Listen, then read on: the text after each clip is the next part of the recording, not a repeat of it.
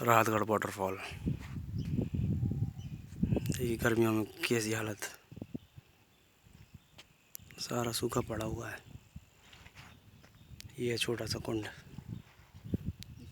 जो राहतगढ़ के वाटरफॉल का पूरा रहस्य इसी में छुपा हुआ है। गहराई इसी की कोई ज़्यादा नहीं नाप पाया, ऐसा सुनने में आता है। देखिए ये वाटरफॉल।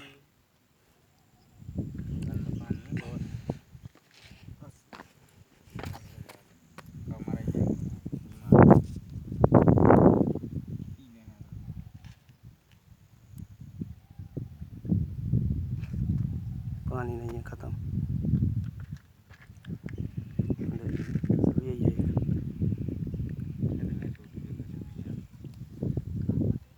ऐसा सुनने में आया। बस ये कितने नीचे खड़े हुए हैं हम।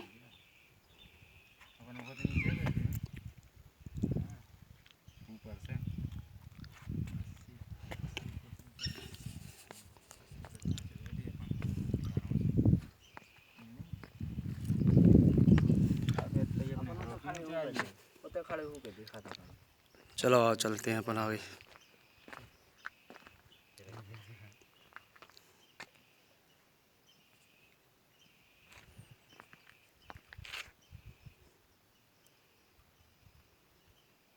दो जने फोन चुके हैं दूध के लिए पुलिया को सेकंड खो जाना वो कम से कम 10 फुट नीचे चलोगा ठीक। और एक और है जो 90 यहाँ पर जो तो बैठी थी ना दुकान